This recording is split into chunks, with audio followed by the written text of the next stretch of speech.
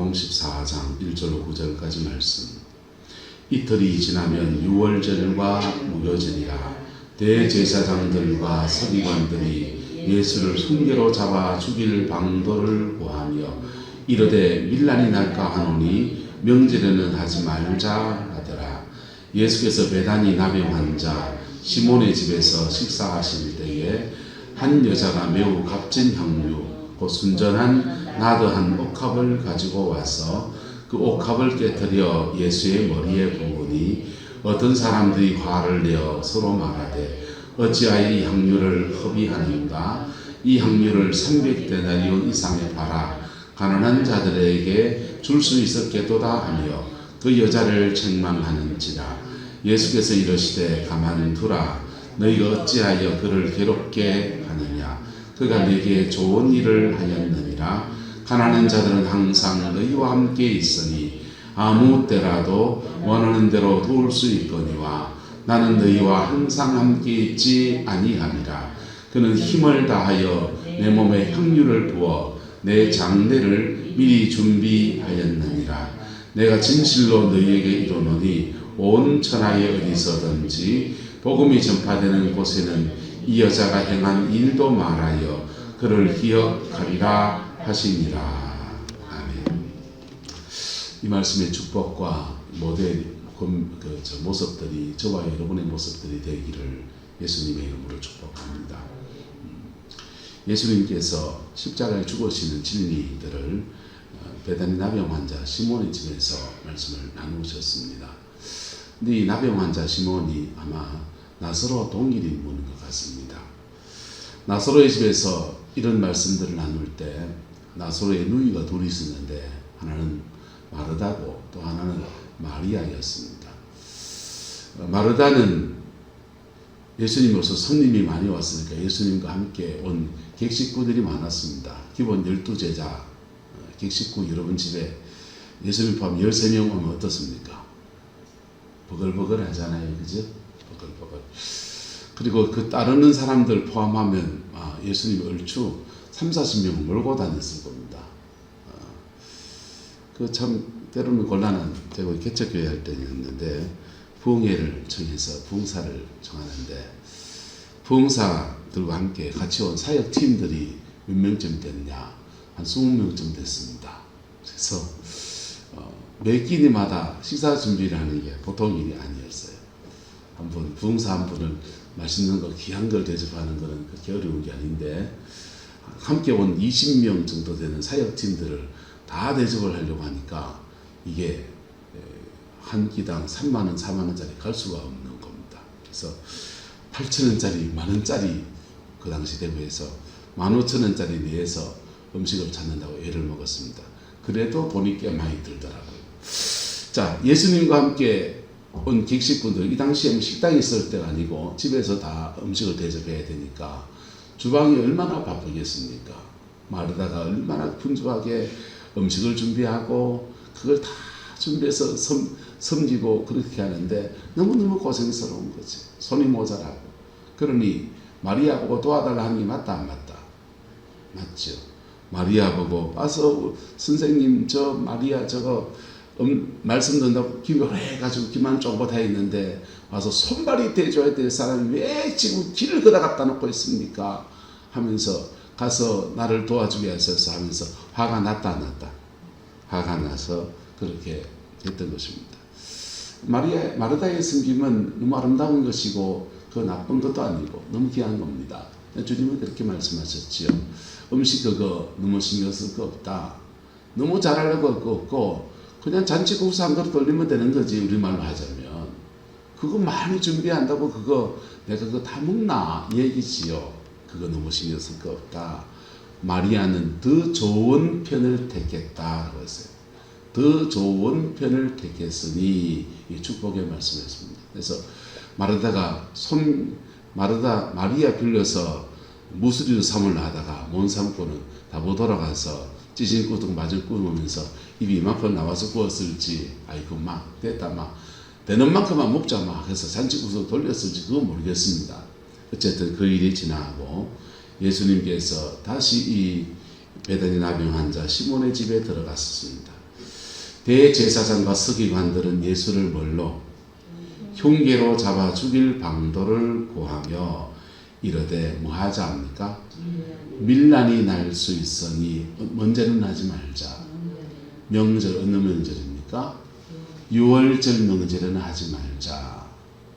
밀란이 날 수 있으니 예수님을 따르는 백성들의 민심이 흉흉하게 일어나서 반란이 날 수 있으니 명절에는 하지 말자. 이 사람 지혜롭다 안 지혜롭다?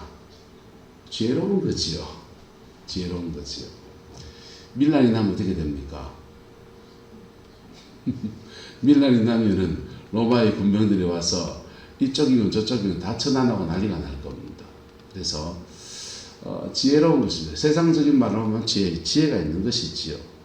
근데 이 밀란이 날 뻔한 사건이 6월절에 명절에 일어나게 되잖아요. 누가 끼어들어서? 가룟 유다가 끼어들었어요. 가룟 유다가 끼어들어서 그렇게 하고, 가룟 유다가 끼어들어서 그 일을 하는데 예수님을 자기들이 잡아 죽이면 돌로 쳐 죽여야 돼요. 유대인의 사형법입니다. 돌로 쳐 죽였습니다. 스데반을 돌로 쳐 죽이고 돌로 쳐 죽였습니다. 자기들의 사형법대로 하면 돌로 쳐 죽여야 되는데 밀란이 날 수 있으니 누구 손을 빌려서? 로마 빌라도 손을 빌려서 사법살인을 하는 겁니다. 로마의 법체계 안에서 예수님을 사형 집행을 합니다. 법을 아는 빌라도도, 세상으로 사는 빌라도도 법을 아는데 이 사람은 죽일 죄가 아니고 시기와 질투 때문에 잡혀온 줄 알았습니다. 풀어주려고 합니다. 그런데도 계속 누구를 동원해서? 열심당을 동원해서. 악한 날이 되면 사두개파와 바리새파, 헤롯당과 열심당 각각 4분 5열 다 생각이 달라요. 교리도 다르고 믿는 것도 다르고, 민족에 대한 생각이 다르면 헤롯당이 되고 매국노가 되고 아니면 열심당이 돼서 테러리스트, 독립운동가의 길을 걷고, 부활이 있다 없다 지방 종교 권력을 주고 있는 바리새파, 중앙 종교 권력을 주는 사두개파, 이 네 파 사이에서 보이지 않는 벽이, 심각한 벽이 있는 게 이스라엘이에요. 그런데 밀란이 날까 싶으니까 치도살인이라고 그러죠. 다른 사람 돈 벌어서 사람을 죽이는데 그것을 로마 빌라도의 힘을 빌려서 빌라도에게 고발해서 넘겨버립니다. 빌라도가 풀어주려고 하니까 누구의 손 빌립니까? 열심당의 손을 빌리는 거예요. 바라바를 놔줄까? 예수를 놔줄까? 그래서 누구를 선택합니까? 바라바. 바라바는 열심당은 테러리스트, 민족주의 운동하다가, 독립운동하다가 감옥에 갇혀있는 사형을 받을 사람. 바라바를 놔줄까? 예수를 놔줄까? 그러다가 그 자기들 이권 집단이잖아요. 자기들 대표였던, 열심당의 대표였던 바라바를 놔달라고 고함을 치면서 예수님을 사법살인, 정당한 법 절차를 걸는 것 같는데 사실은 살인, 그거 하는 겁니다. 밀란이 날까 해서 명절에는 하지 말자 그러는데 이건 세상에 돌아가는 얘기고, 예수님은 그런 속에서 밥 잘 잡수고 말씀 다 전하고 그 속에서 십자가의 그 길을 걸어가시는 것. 제자들이 흩어지지요. 따르는 자들이 로마의 힘 앞에서 무너져서 울면서 뒤따라 오지요. 그런데 그거 다 뒤로 하고서 주님은 십자가의 그 길을 걸어가신 것. 그리고는 온 인류를 구원하는 하나님의 역사에 그렇게 쓰임받게 되신 겁니다. 자, 이게 주님이 가야 될 길이고 세상이 돌아가는 모습들이었습니다. 베다니 나병 환자 시몬의 집에서 이제 식사하실 때에 한 여자가 매우 값진 향유, 그 순전한 나드 한 옥합을 가지고 와서 옥합을 깨뜨렸다 그랬습니다. 그리고 예수님의 머리에 부었다 하게 됐어요. 이 옥합의 가치가 얼마큼 되느냐? 300데나리온이라고 했습니다. 300데나리온은 돈으로 얼마냐? 한 데나리온은 하루의 품삯이에요. 농촌에 풀매 주면은 하루에 얼마 줍니까? 청송에 우리 동서가 사과 농사를 짓는데 사과 딸 때 되면 손이 모자라서 사람들의 손을 빌립니다.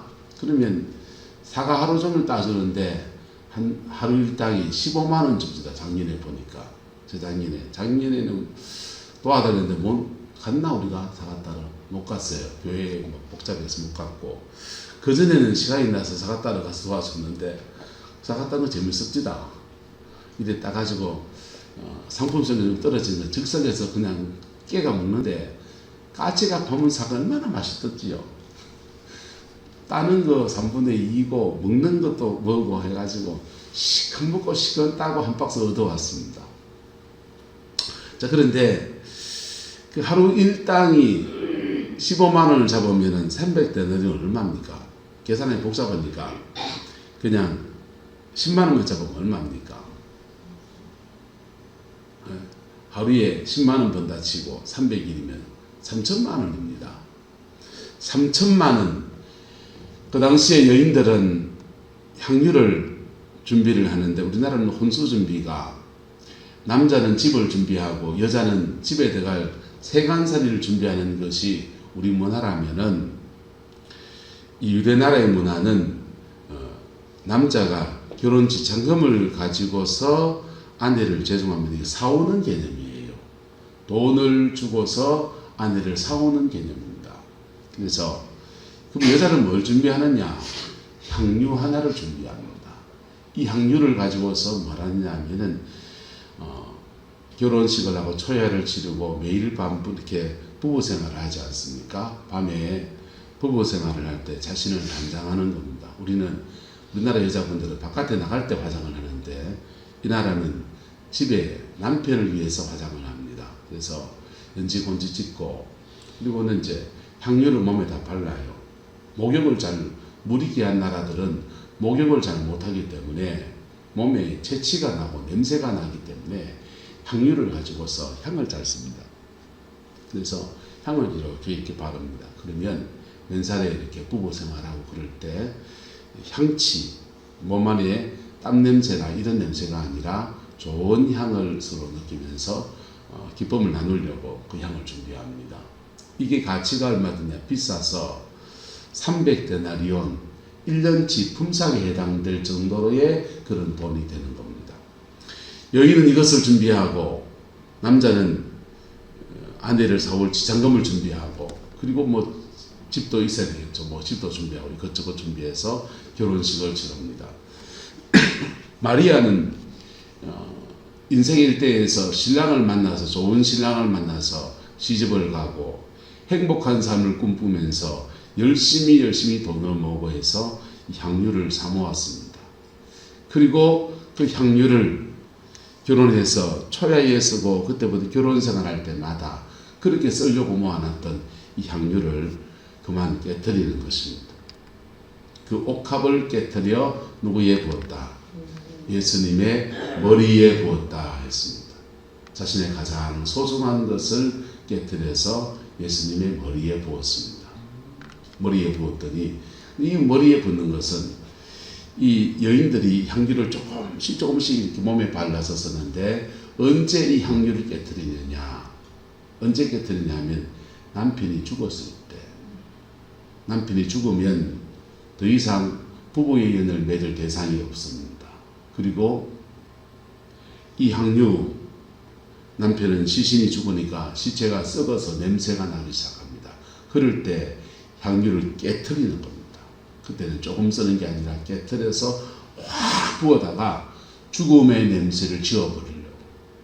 죽음의 냄새를 향의 냄새로 덮어서 장례를 치는 동안 시체가 썩는 냄새가 사람들이 나지 않게 하고 나는 더 이상 부부의 연을 맺을 대상이 없으니 이제는 나는 과부로 산다. 그 선언하는 게 바로 향유를 깨뜨리는 겁니다. 안 깨뜨린 여자가 들어있었죠. 딴 남자 있는 사람들. 이런 사람들은 안 깨뜨리고 그렇지만 이걸 깨뜨리는 거예요. 왜요? 귀한 거기 때문에 그때 깨뜨려서 이제 안에 된 도리를 그래 다 하는 것입니다. 이 여인은 자기의 인생을 위해서 준비한 소중한 것을 깨트려서 예수님의 머리에 부었습니다. 그리고는 그 향유가 냄새가 온 방에 다 퍼지게 합니다. 온 다방에 다 퍼지게 합니다. 이것을 보고 어떤 사람, 가룟 유다입니다. 화를 내어서 서로 말하되, 가룟 유다가 중심이 돼서 궁지렁 뒷담화를 치는데, 어찌하여 이 향유를 마는가? 허비하는가? 이 향유를 300데나리온 이상에 팔아 누구에게? 가난한 자들에게 줄 수 있었겠도다 하며 그 여자를 뭐했다? 책망했다. 여러분, 책망받을 일 맞습니까? 합리적으로 말하면 책망받을 일 맞습니까? 안 맞습니까? 합리적으로 말하면, 이성적으로 말하면 예수님한테 향유를 한번 콕 찍어주면 귀한 거니까, 귀한 거니까 향유를 한번 콕 찍어주면 은은한 냄새가 이렇게 쭉 퍼지고, 이 사람도 저 사람이 귀한 거니까 한번 더 찍어보세요. 예. 이스라엘에 나드향 가져와서 한국에 팔아요.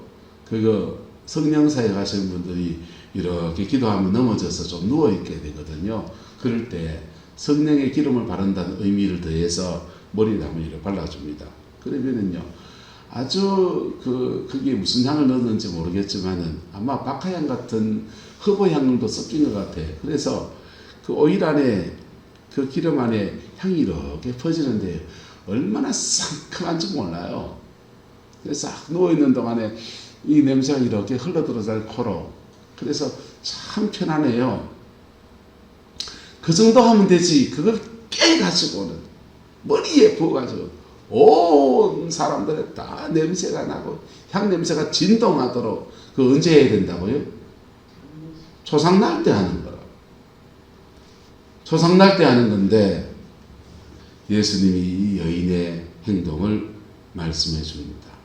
가만두라. 너희가 어찌하여 그를 마하게 하느냐, 괴롭게 하느냐. 그가 내게 무슨 일을 했다? 좋은 일을 했다. 가난한 자들은 돕는 것은 교회가 해야 될 일인데, 항상 너희와 함께 있고 아무 때라도 원하는 대로 도울 수 있거니와 나는 너희와 항상 함께 있지 아니하리라. 그는 힘을 다하여 내 몸에 뭘 부어서? 향유를 부어서 뭘 준비했다? 내 장례를 준비했다. 이렇게 말하는 거. 예수님의 장례를 준비했다. 신랑을 잃어버린 이 여인은, 이 마리아는, 달러성의 마리아라고 합니다.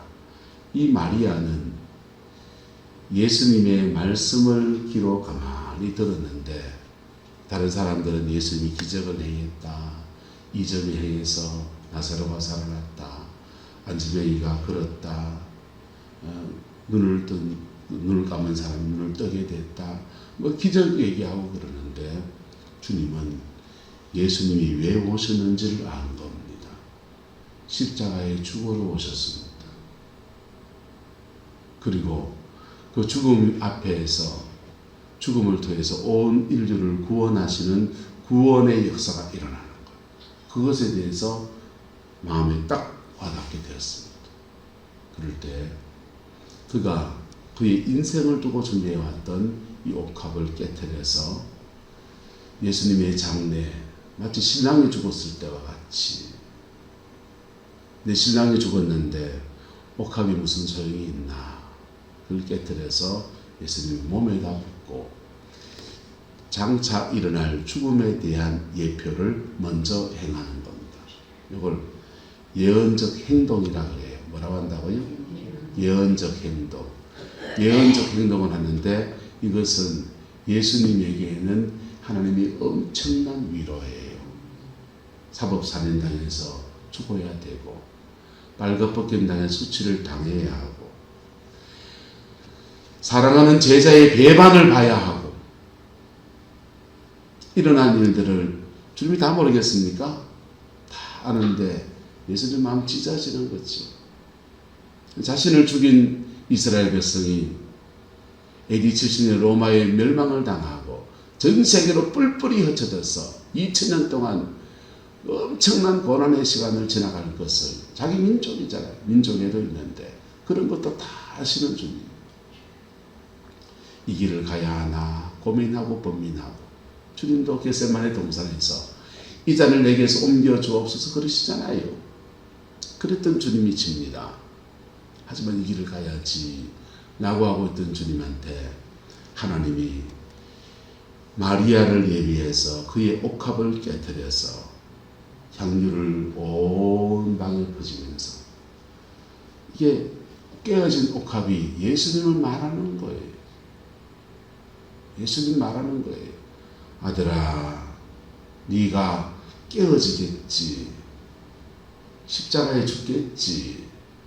그럴 때 깨트려진 그 안에서 향유가 뻗어나와서 모든 사망의 권세를 이기는 생명의 역사로 모든 사람들에게 풀어지게 될 것이다. 너 하나 죽는 것이 개인적으로 마음이 아프고 사랑하는 제자에게 배반을 당하고 어떤 사람은 저주하고 도망을 가고 아수라장이 날 테지만은 그러나 너의 그 죽음 안에서 나는 성령의 향유를 준비해서 온 세상과 온 열방과 모든 죽어가는 자에게 사망의 냄새를 겨낼 수 있는 생명의 기운을 불어넣어 줄 것이다. 예언적인 말씀을 주는 겁니다. 예수님에게 날이 번뜩 서는 얘기예요. 예수님도 아마 고민했겠지요. 정말 죽어야 되나? 갈릴리를 지금이라도 말끔히 돌려서 돌아가면 안 죽을 거 아닙니까? 돌아가야 되나? 이런 생각이 왜 없겠어요? 근데 하나님의 뜻을 이루어 가야지 라고 마음 먹는 예수님한테 하나님이 예언적인 액션 보여줘. 너 그래 죽어야 된다. 이렇게 죽으면 그 향유 통해서 네가 깨트려진 향유 안에서 온 인류를 구원하는 놀라운 역사를 이루어 나갈 것이다. 여러분, 저와 여러분들에게는 예수 안에서 성령의 기름이 이렇게 부어져 있는 옥합과 같아요. 저와 여러분 안에 뭐가 있다? 따라서 내 안에 성령 계십니다. 내 안에 성령이 계셔요.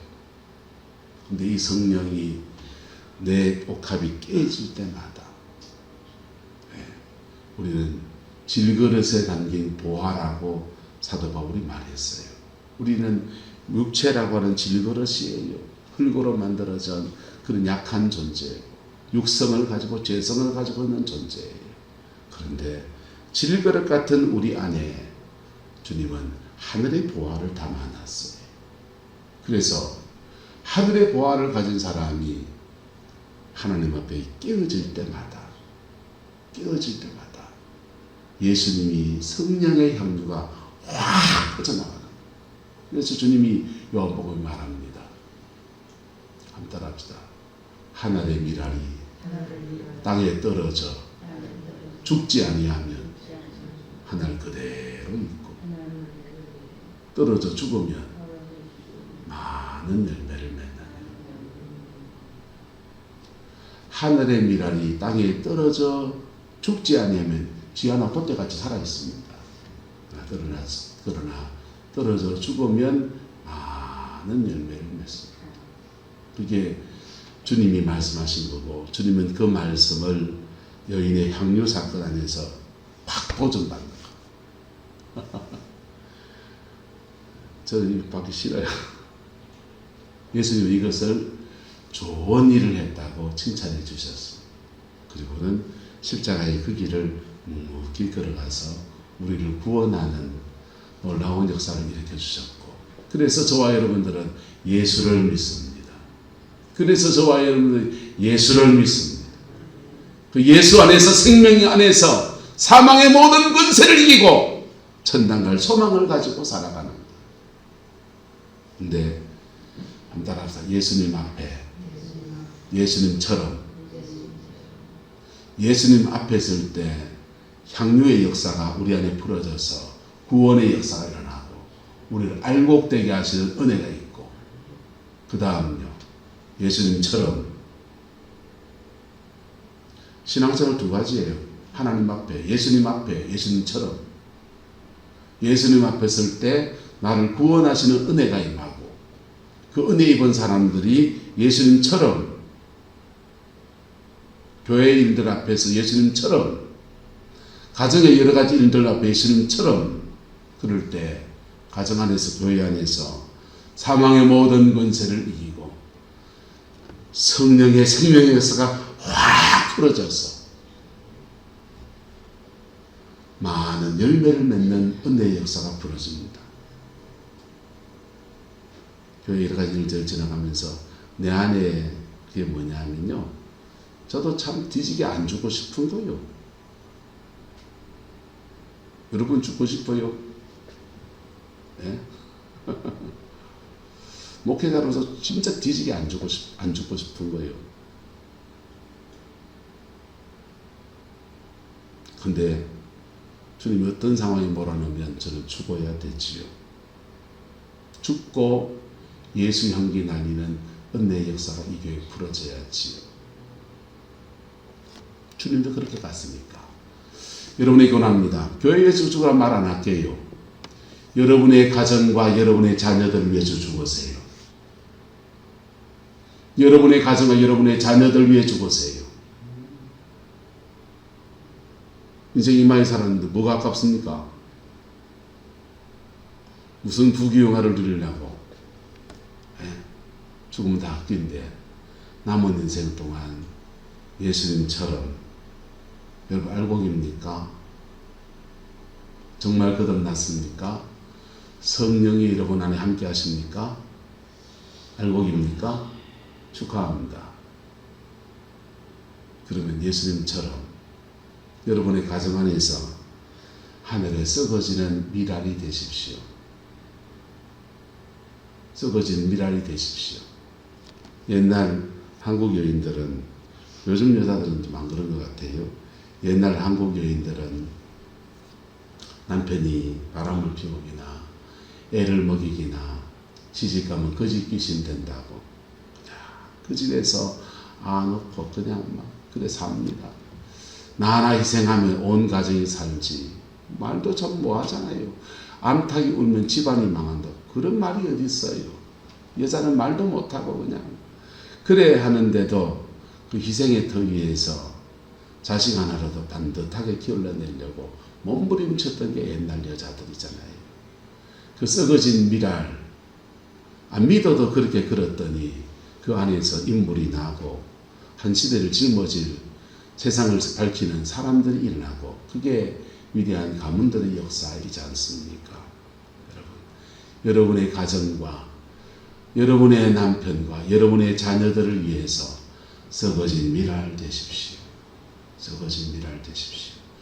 그러나 또 누군가는 교회적인 사명을 지고 있으니, 특별히 장로님들, 교회적인 사명을 지고 있으니 이 교회를 위해서 여러분의 옥합을 깨뜨리십시오. 여러분의 옥합을 깨뜨리십시오. 얼마나 더 살려고. 그렇게